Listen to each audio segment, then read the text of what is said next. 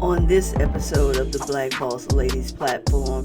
Tell us about the journey there, who you became in that space. I became a boss. I feel like that's where I became a boss. I'm going to keep it all the way funky. That's where I became a boss. People sometimes think when you have this idea, even though it's great, there's still some arm room that got some muscle that got to be put into it to make it grow, to make people see you, to show up. Oh yeah, I had to work for it. Regarding your fur business, what were your initial struggles? One, believing that I could do it. Just believing that I could pull something of that magnitude off. Don't give up. Dream until the dream comes true. Welcome to the Black Boss Ladies platform, the place where legacies live.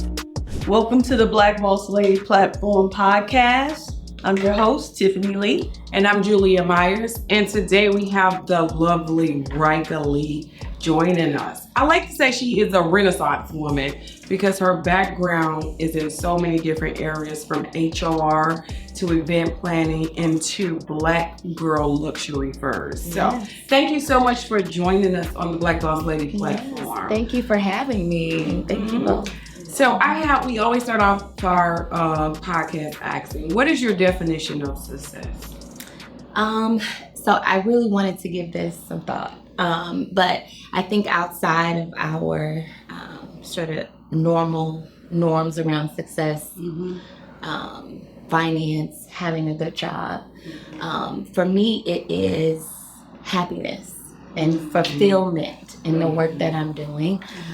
So as long as I am feeling like, and I don't feel like I've reached that just yet.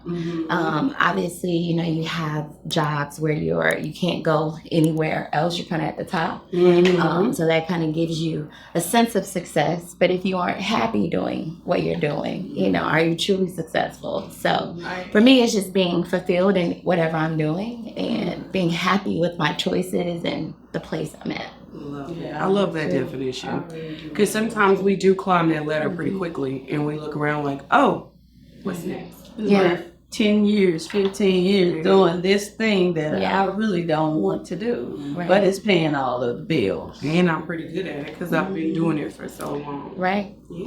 So FAMU graduate, how did we're going to go back to your history a little bit. Okay. How did you end up in FAMU?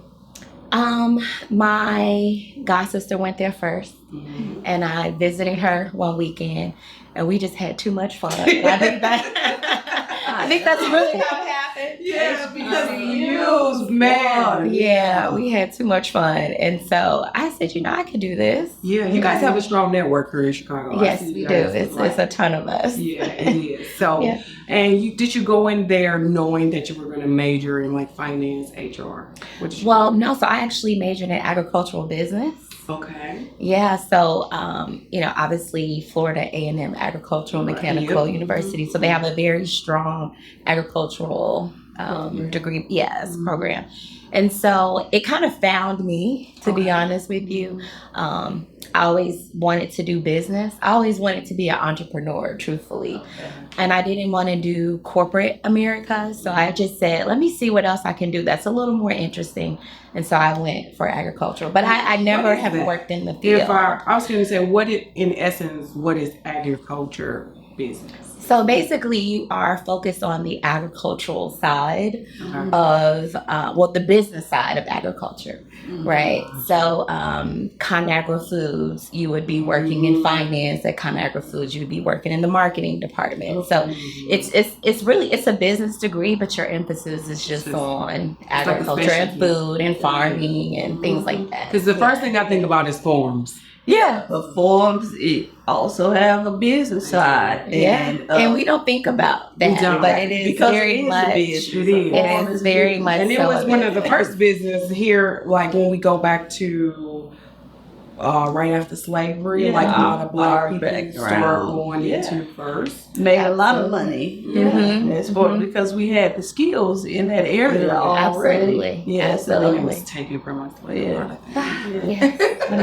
But it's funny because my husband, he works as a commercial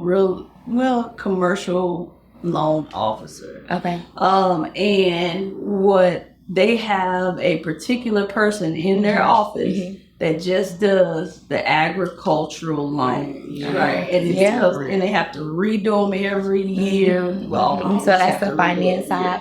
Yeah, So, yeah, exactly. yeah. It's Exactly. big business. It is, So, man. It We is, don't even it think is. about it. And after school, after I graduated, I just knew that's what I was going to do. So I went to DC, U.S. Department of Agriculture. I was going to interview. I went on a tour of their offices, and I saw no one that looked like me. No, it's not that. And I just told myself they were just older white men.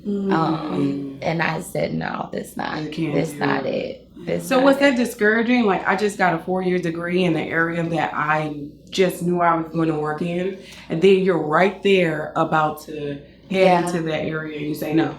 Right? It's kind of scary. Yeah. But at the end of the day, you know your gut, when something's not for you. I knew that Washington, D.C. Department of Agriculture was not for me. I could have done like Southern Illinois, went to Springfield and worked for the state. But again, it just... I'm 24, 23, 24. Yeah. And so that just... It didn't appeal. And then you just coming from HBCU too, like right. this is where you want me to sign. This isn't it. And I'm happy, right, that I didn't go down that path. What did you decide to do after that? So after coming back home, I think I looked for a job for about 6 months, and then Betty Shabazz International Charter Schools. That was like my first job out of college. I actually went to that institution as a kid. Okay. Nice. Before it was a public school. So at that time, it was like a private African-centered school. And then, many years later, they got funding and became a public school. Right. And so I think he was like the business manager at that time. He mentioned to my mom that, we're expanding. They had just got 2 more schools. He's like, I need help. Yep. And so she's like, my daughter just came home. I did not think it would be a career I would have for 19 years. I thought I was just going to start out there till I found something else. But because people don't think about the business side. I used to work in the schools here in Chicago, and they have a business manager for. People don't think about the budget and all those things. So I started out as the assistant business manager. That was my first title. Nice. I worked in the accounting department essentially, and I just making my little $28,000. And I was, when you think about it now, it's like it's pennies, but I was happy to have a job. I was happy to have a job, and I was working for an institution that I loved. That kind of made me who I am, part of who I am today. So it wasn't about the money, but.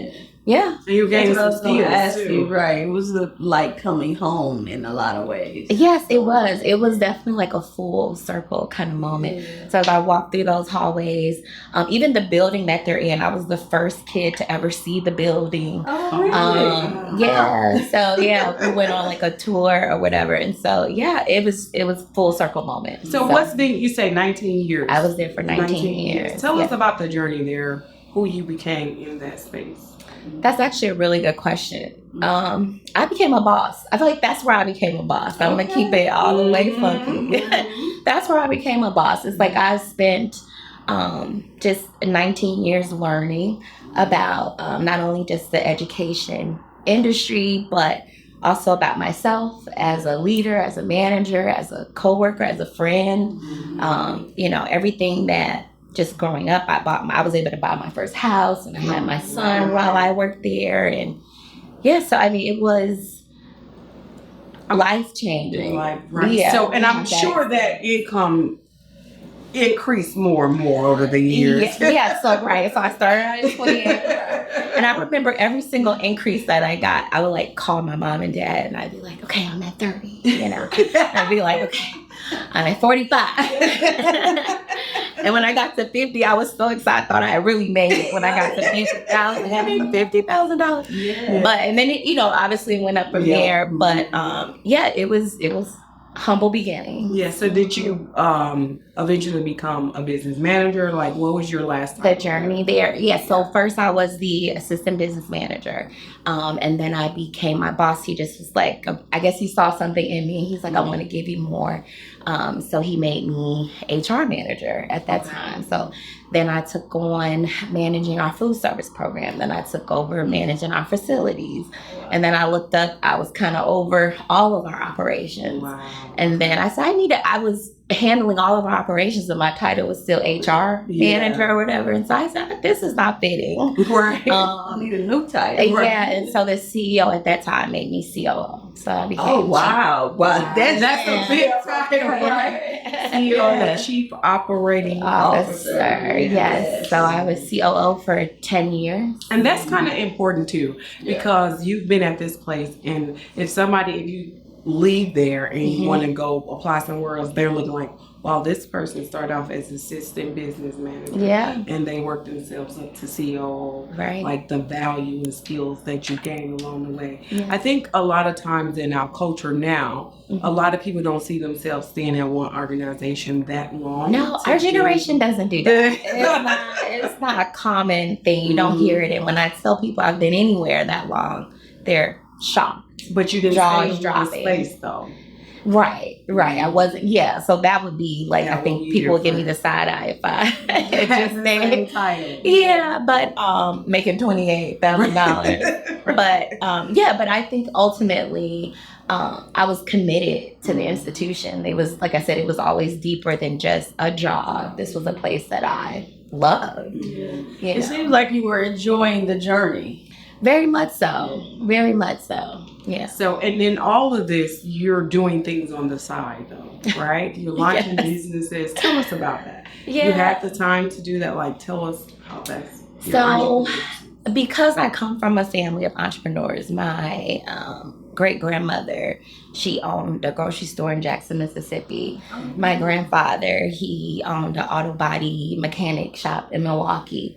My mother has been an entrepreneur, owns her own consulting firm for 30 plus years. Okay. So this is kind of in my blood. Love to do that. Yes. So I think it started like the age of 7. I made jewelry and would like sell jewelry. Okay. It's some of everything. I did hair. I used to, in high school, I made waist beads and would sell waist beads. And then so Betty Shabazz. So once I got to Betty Shabazz, the first legitimate like side hustle that I had, I sold purses.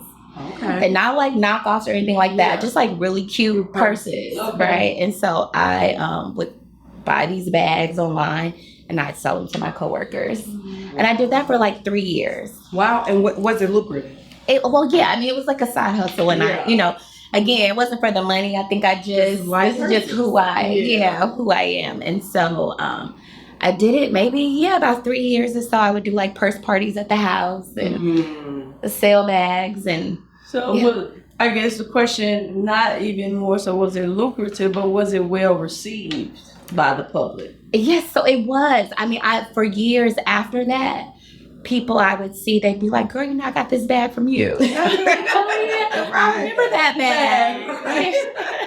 Yeah, so it was fun. It was fun. And, I think I just like have an eye. And so I was like getting all the cute stuff. And I've never done anything. And I know that's not the reason you get into business, is not to not make money.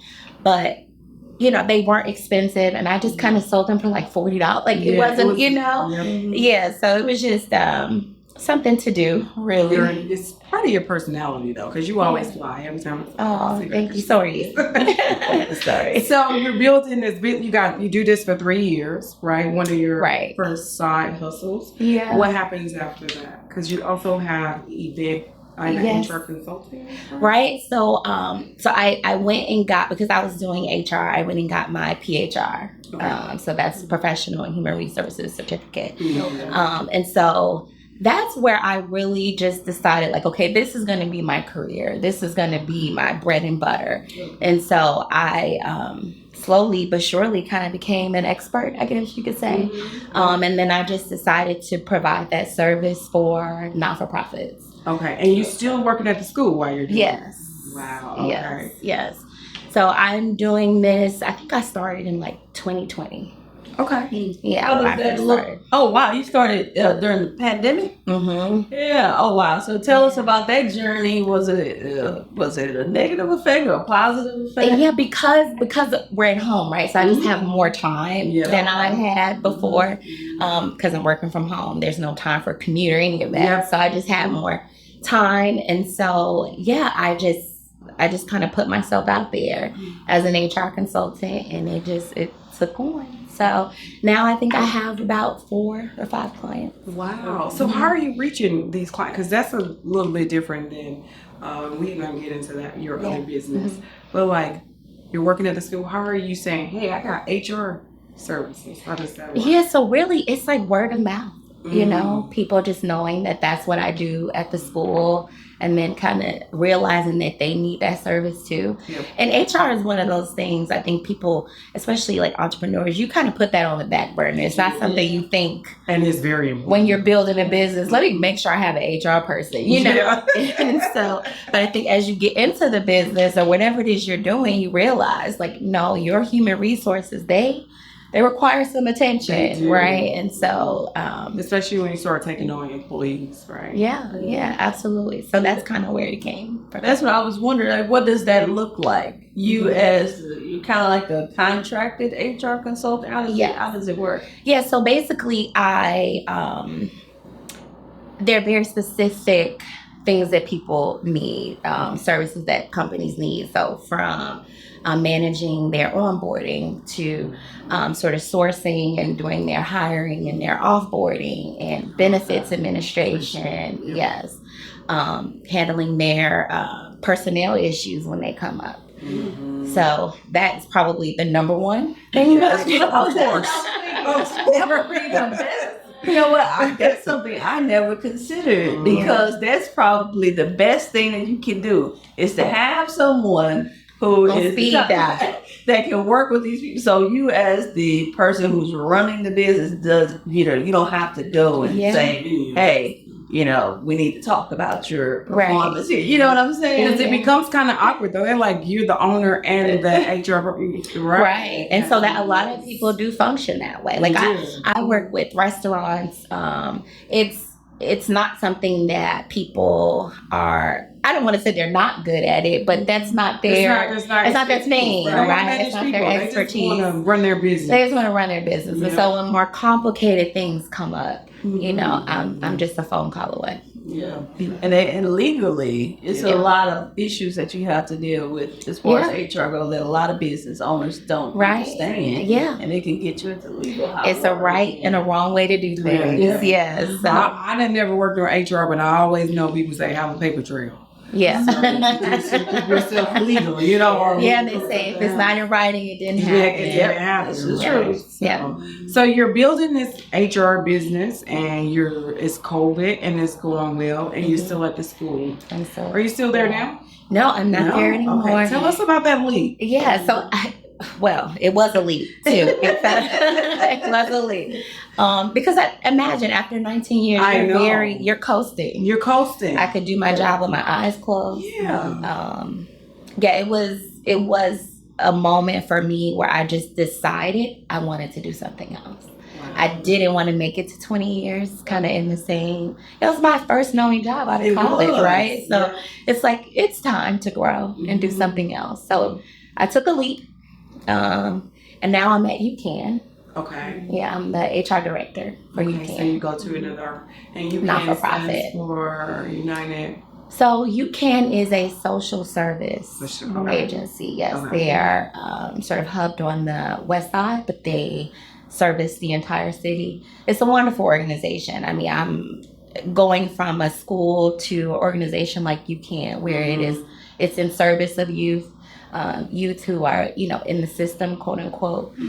So it's also very fulfilling in that way. Yep. I can imagine that being very, very scary though. Somewhere 19 years and say, hey, I'm going to go and do something somewhere else. And to go from like being sort of at the top of your organization to now, I'm not going to say a small fry, but going from COO to HR director. Right. It's a leap. Like I said, it is a leap. But I'm gaining so much experience that I did not have at BSICS. And it's been a good experience. And sometimes we have to put ourselves in places where we're able to grow and increase our skills Mm-hmm. at the end of the day, especially since now you're growing a business. You may need to see things from another perspective in a bigger organization. Absolutely. I wonder, when we're talking about this big leap, what type of conversations were you having with yourself at the time? Girl, should you do this? You know, it's very much like, are you sure? Right. You know, when you have that level of comfort, you know, after being somewhere that long. And just, it's so much unknown. I had job security. Now I'm going to put myself in a place where I may no longer have that job security. I'm a single mom. So that in itself was scary. But at the end of the day, my family, they're so supportive. And everyone around me was like, it's time and you can do it. So That's do what it. I was going to ask you. Yeah. You consulted with anyone. So, Oh, yeah. Your family. Oh yeah, definitely. Yeah, everybody was ready for me. They're They're like, time, girl, girl. you haven't been It's there too time. long. It's time. Right. Amazing. So you have your HR business and you have a new career. Yes. And then I look on social media and I see this amazing Black girl selling luxury furs. Yes. I think that's a very interesting place to be because you don't wake up every day and see that. Yeah. Tell us about your journey into selling luxury furs. Yeah. So Black Girl Luxury Furs. I want to say it came out of nowhere. But my grandmother, you know, I think we all may have that person in our family who was into fur. You know, just if it's your grandmother, your aunt. Magic Jones. They in her coat. Her name is in her coat. Yes, absolutely. That's how we do it, right? So I watched her as a kid. I watched her wear fur, and I always thought she looked really beautiful. And I just, as a kid, I'm like, okay, one day I'm going to have fur. You know, it's just something I just wanted. And so she gave me about 3 or 4 furs, you know, that she, you know, just was ready to part with. So she gave them to me and I held on to them, but I wasn't ready to wear them yet. Like, I didn't think that, you know, I'm in my 20s. Don't it come with like a level? I feel like it makes you like grown. Right? Like, it does. It does. I think I was going to wear up under the fur. Like, what's up with the fur on? I think you got to take it off. Work with And you got to work with something. It's like you really step into another dimension or something. You really do. You do, right? And so it comes with maturity, and it was something I just kind of stepped into. So I think I was definitely 40 years old when I was just like, okay, I'm ready. But even before we got there, a friend of mine invited me to a gala. And I was in my 30s at this time. So he invited me to a gala. And I said, I'm going to wear my grandmother's coat. Finally, you know, it was collecting done. I had to like shake it off. And I felt so beautiful in it. This was like really the beginning of Black Girl Luxury Furs. This was the beginning. People were staring. I was like, okay, people like this coat, right? Yeah, and so that was when I'm like, okay, I'm into this. And so I bought my own. After I bought the first one, same vibe. You just feel, you know, really elegant, really beautiful. It's a vibe. So I was ready to buy my second. And so I just started to build a relationship with my furrier. And he personally helped me to find the second one that I got. And we just kind of built a relationship. We had a rapport from the very beginning.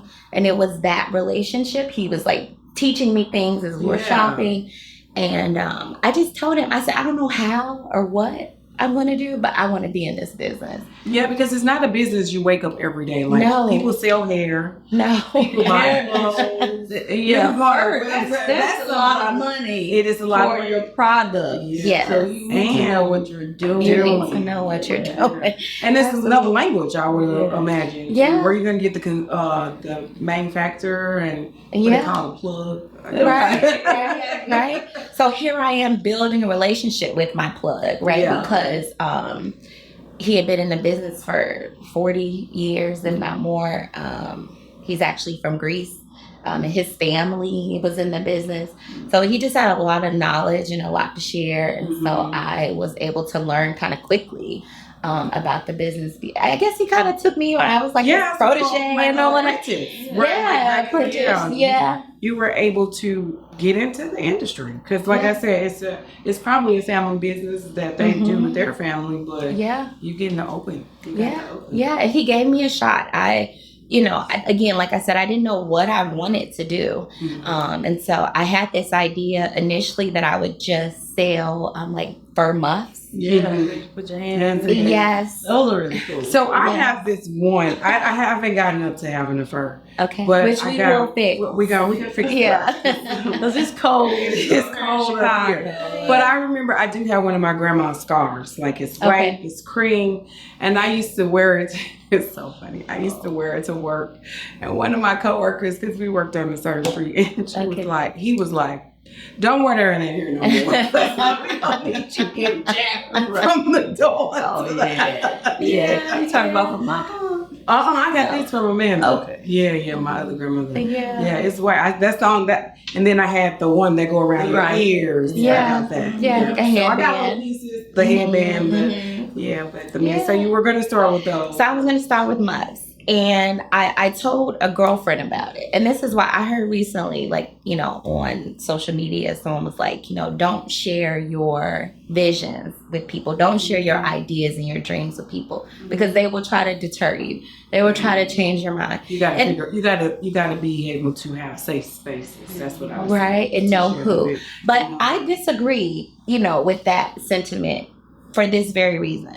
I shared this idea about the muffs with a girlfriend. So shout out to my friend Kanika. And she did not let me forget about it. I made them up. Okay. Yeah. I was saying, I know Kanika, and that sound all right. Yeah, she did not let me forget about it. So I mentioned it, and it was something I wanted to do. Yeah. But it was very cavalier. I was just like, okay, well, when I get to it, I'll get to it. And a few weeks would go by, and she's like, okay, so where you at with the muff business? Like, what are you doing? And I'd be like, oh, okay, she keeps mentioning this. But I'm like, I'm not anywhere yet. It was just an idea. Well, we was just talking. It was just an idea. Yes, but she did not let it die. That's a safe space, though. Yes, she didn't let it die. And so she said, girl, I was telling my family, like, what you going, So I said, let me, it reinvigorated the idea for me. And so I said, I'm gonna take this a little more seriously. And so because of her kind of staying on me is what pushed me to the next. I said, well, maybe I do need to do this, So I did it. You did. And I decided I was just gonna sell them to my friends and family. This is the first. Oh, No, the first.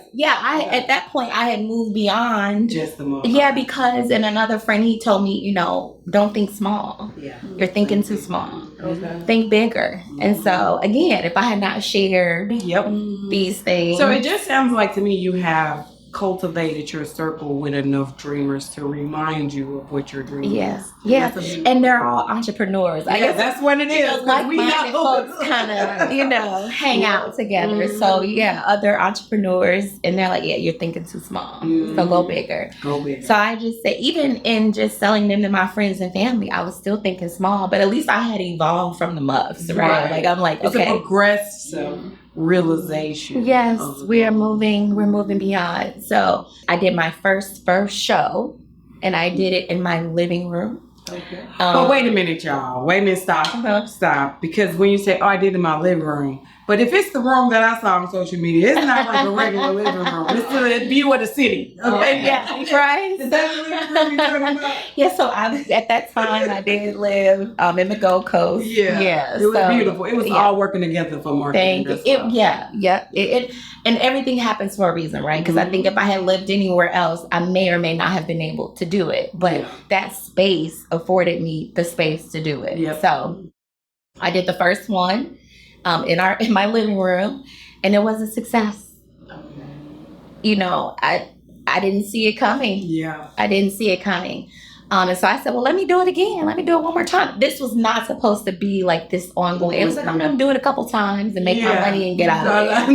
No. You got a niche. No, it just turned into, and so that's the power of word of mouth, because again, I'm just like friends and family, And I family. think social media, because that's where I saw it. Yeah. So I started on my personal page. Okay. And that same friend, Kanika, she's like, you need to start a Black Girl Luxury Fur page. And I was like, but I don't want to start from scratch. I already have followers. Like, why would I do that? You know? And so she's like, no, it needs its own place to live. And so I did it. I started with my 1 follower and then my 100 followers. Then I remember when I got to 500 followers. And then I celebrated when I got to 2,000. Right. And now we're like approaching 3. Yeah. So she was right. You know, she was right. And that, and again, you know, having that circle around you that said, no, this is what you need to do. So it was a time when I had to hustle like every client I had. After that initial show, then that's where the real work began. So I had to work for every client that I got. I'm texting people. I probably sent you a message on social media. Every woman that I know, I'm like, okay, girl, did you want a fur?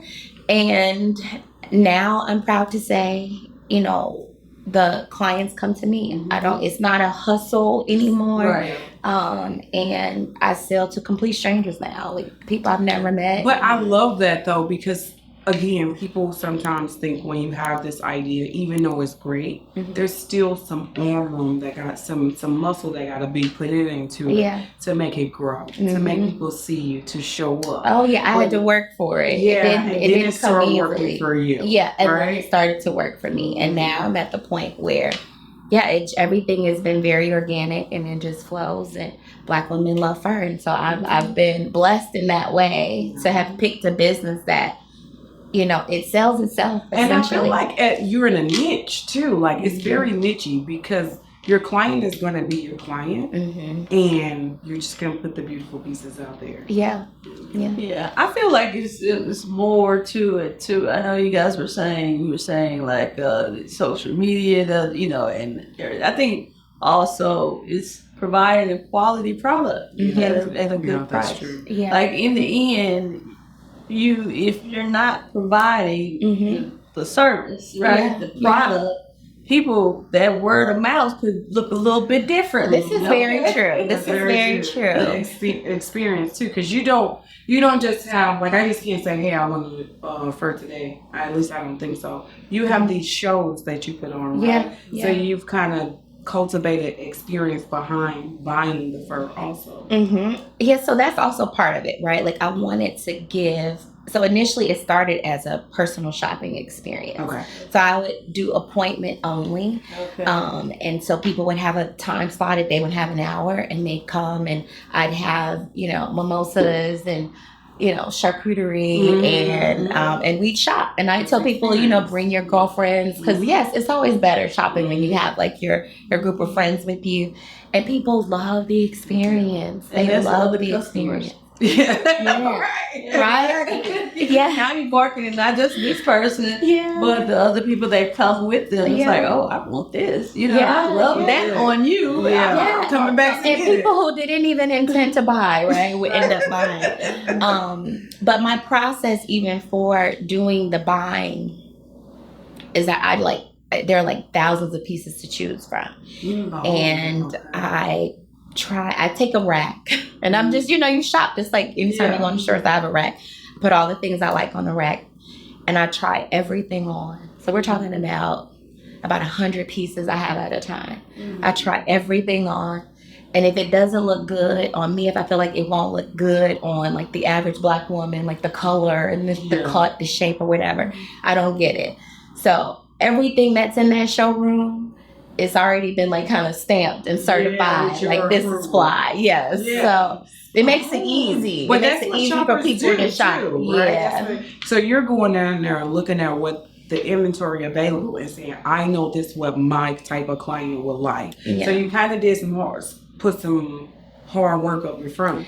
You know, you did some work for me when I come in. You're like, look, I picked out the flies pieces. So you got some good stuff. If you guys have ever been to like a fur show before, okay, so it's like thousands of pieces and they're on racks and everything is like stuffed on the racks.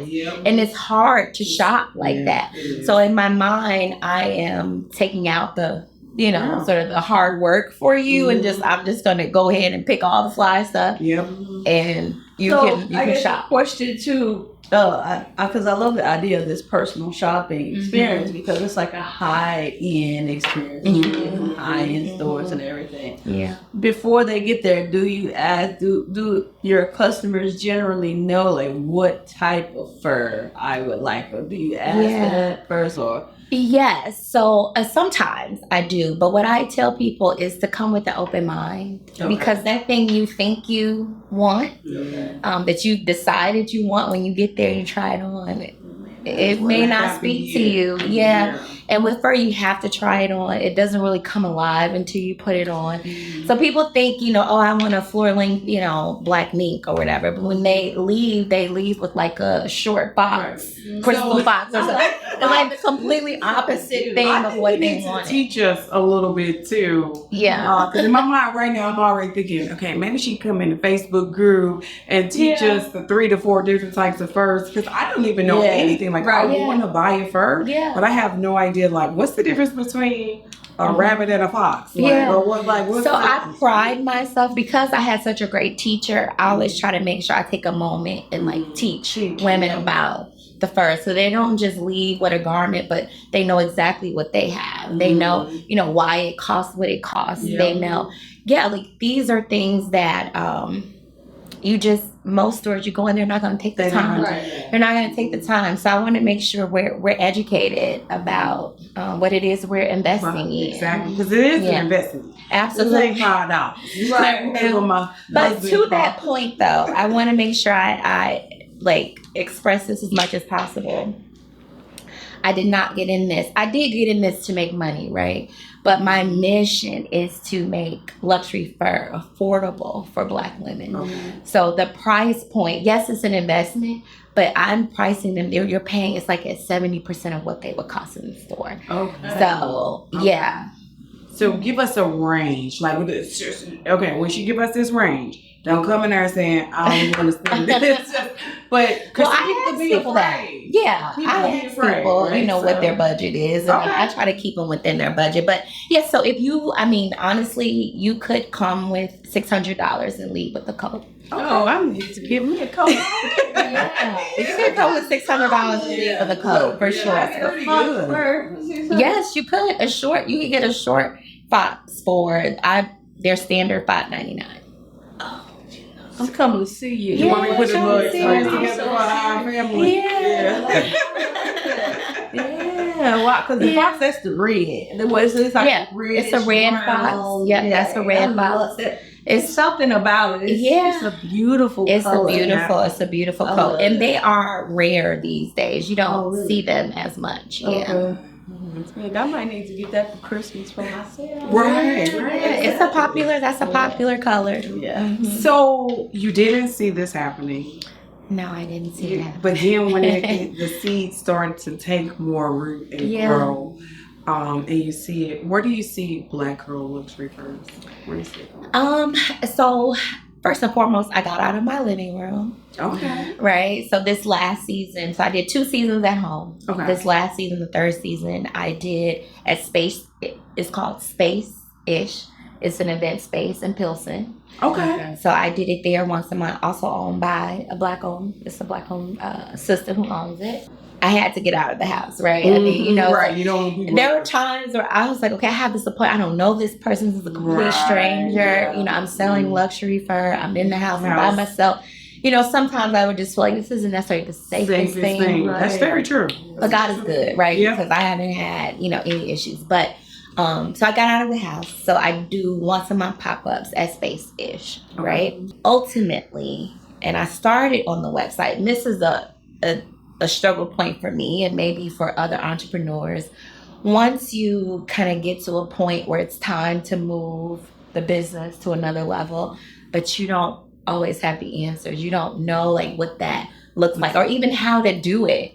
But I will move BGL Furs to an online platform. Okay. So that's the next step. So let me ask you this. And you may, like you said, you may not know, because a big thing is about the experience. So bringing that alive experience to online probably could be a little challenging. Yeah, so I mean, I'm looking into like auction kind of style things. But just having a website where people can go to the website and buy. Because I've sold to sisters in Atlanta, I've sold to sisters in Texas, but we're on FaceTime. You know, I'm trying things on for them on FaceTime. And it's like, you know, and it worked and they're happy. But I'm like, I got to get this to, to the World Wide Web. I have a question. I think sometimes people wonder, and this is just dealing with the fur itself. So I have heard that you really should have, you know, put your furs in like a vault or something like that. Storage. Yeah, like some type of storage. So in the summertime, I pivot the business to storage. So we do the storage in the summertime. Yeah. So cold storage. You want to make sure that, because, you know, over time, the heat will dry the pelt out. Yeah. And so that's when you'll have, you know, more common so this bricks. Is a service you can provide too. Yeah. So I do. Oh, okay. Yeah. So we do service in the summer. Not service. We do storage in the summertime. Yeah. So if you need repairs, then we clean them. It comes with the service. So yeah. That's nice. So this will be your 4th season. Going into the 4th season. Amazing. Yeah. I know, I'm excited. It's like, what can I do differently? Yeah. I don't know. Have to figure it out. Sounds like you might be trying new areas because, hey, if they're coming to you in Chicago from Atlanta where all the money is, right? You know, and you would think that they would have someone there that can provide them with that service. So you're doing a great job by, you know, social media. Social media. Yeah, that's been the avenue for which folks are learning about me. And so, I'm over the moon. So you got a vision, and you're gonna. So my question is, are you planning to continue the daytime career and the luxury first? So that's kind of the plan, right? Yes, that's the plan. That's the plan. I have made if you can't tell, I have made multiple streams. You have to, right? So I don't think I'll ever just go down to just doing one thing. Yeah. So and right now your life, it fits. It fits because you do the shows and it fits. It works. So in the wintertime, I'm very focused on Black Girl Luxury Furs. In the summertime, I can kind of pivot and do more event planning and the consulting. I kind of drill down on the consulting in the summer because it's not as much work, but it's hard work. Yes. So what is the event planning? Yeah, so I do, you know, it started at Betty Shabazz actually. One of my first jobs as a kid, I worked for an event planner. And so I just watched like everything she did. I just was like, I'm going to learn this. So I would like throw benefit concerts for the school, just like vendor bazaars for Kwanzaa and just like all these different things. And so that's kind of where it started. And so people who know me from that work, they've reached out, you know, just like, hey, can you help me with this event? And so most recently, I was one of the organizers for the Juneteenth block party at the Woodlawn. I saw that on nice. From pictures I saw. Yeah, it was a good time. He's doing some amazing things over there. Yeah. So I have a couple other things in the works, and from that, people have been calling like, okay, I want to do something, you know. So, Awesome. Let me ask you one more question. Regarding your fur business, what were your initial struggles? One, believing that I could do it. You know, just believing that I could pull something of that magnitude off. Like you said, it's not hair. It's not right. That's why I found it to be like an amazing niche. Yeah, it comes with a heftier price tag. And so just knowing my network of women, I have some pretty dope women in my circle and in my family who, you know, by the grace of God have the means. And so it just kind of took on a life of its own. But that was just taking the initial step in the beginning, taking the step. So you had some family investors in your business? They helped fund? No, I did it. Yeah. But they gave you information. Yes, they were just supportive. And just, my first customer. Yeah, You know what I right. mean? That's Literally. the support is to bring out the job, bring out the credit card. Yes, literally. They were Right. like my first customers, Yeah. and they told their friends about it. Right. I And, think that is I guess that's the one thing why we're so amazed that you started with a fur business, because oftentimes it's Black businesses that don't have funding. Yeah. So we a lot of these people, if you look at Bill Gates and they were funded by starting with their families. Yes, They gave them money. A lot of times our families don't necessarily have that. Yeah. So to open an upskill business of this nature with no funding is just absolutely amazing. And it really was. I have to say, part of kicker for me was Black people make up 65% of the fur industry. What? Are you serious? Yes. Are you serious? Yes. So I knew that the clientele would be there. Okay. And the importance of relationship building. Because I built that relationship with the owner like that, he's like a cousin to me at this point. We cut down the learning curve, and because sometimes you get got by people that are trying to hit you when your vendors, right? So because you're not making the first, so you got to go get the first. So being able to cut through all that noise and just having that person there. So it was relationships. It was picking the right thing that I knew once I got going would be fruitful. Because this is a space where a lot of us are given our first, right? Like, so even when I bought mine, I had already been given 3. And so, there's that too. So it's like, okay, are people going to do this? Because most people just get them from their auntie and they're handed down. And even just learning about how furs got into the Black household in a lot of ways pushed me to say, okay, I want to make sure we are not just being passed down or being given these, that we are in a space where we can buy our own. Right. So how did fur get into the Black household? Well, so it started so you have your great grandmother and your great grandmother who were even your grandmother who was a maid, or a nanny. Okay. And for white folks, and they may fall on hard times like anybody. And so instead of letting their maids or their nannies go, they would barter. Wow. And they would give them their minks. And imagine how long you would work. You could work off of me. You know what I mean? So. Oh my God, that is such a beautiful. That's how they kind of first got into our households. And I so would have never knew that. But Black people have a space in fur. So Dusabo, he was also a furrier. He made pelts. He sold pelts, the actual fur pelts. And that's a little known fact about Dusabo. Is that who the 6th Street's in America? Right, yes. The founder of Chicago. Really? Yes, a Black man. Yes. Really? So I was just downtown and they had and it's so funny because I started to stop. It was a large statue. They said Mr. Chicago, and my husband was walking ahead of me, and I was thinking, hey, come back so I can take a picture for this person. History. I know.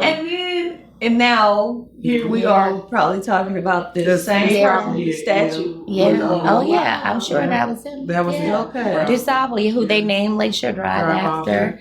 I'm over here like Dusable. A lot of people do that. Say it wrong.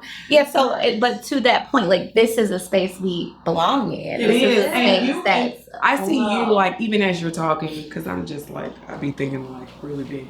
You being that voice to educate and teach us about it. Because that's usually why we buy into things, because we buy into the story. I never knew that. Now I gotta get a fur. My husband, I'm buying a fur this year.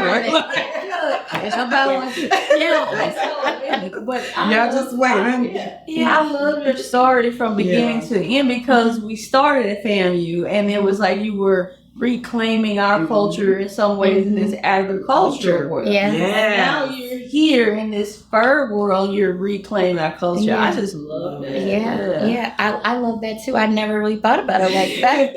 Thank you for that. Yeah. So if someone is sitting there and they're like, "Oh my God," don't become the competition, but I'm just saying, if they're, because I feel like it's a space for everybody. Yeah. So if they're like, "Hey, I want to get into that space," what would be 2 to 3 tips you would give them to?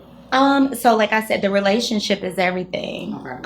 And then just being able to find suppliers that, will work with you in terms of like the financing. Maybe will give you 30 days, when you're able to do it that way, so you can sell the merchandise, get them, you know what I mean? Right. There's a lot of different ways to finance. Yes. To finance your deals.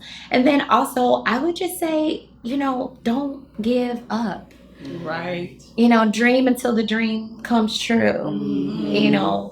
My mom says all the time, the entrepreneur, like everybody has ideas. Yeah. The entrepreneur is the person that changes the idea To the bill, to the actual business. So don't, just keep going. That's my, you have the idea, just keep going. Well, Miss Rika Lee, you are truly a Black boss lady. And your legacy will live on the BBL platform. Forever. Thank you for joining us on the BBL Platform Podcast, the place where legacies live. We hope you will join us on our next inspirational journey to success. Be sure to rate, like, and subscribe to our show. For more information, please visit our website at theBBLplatform.com.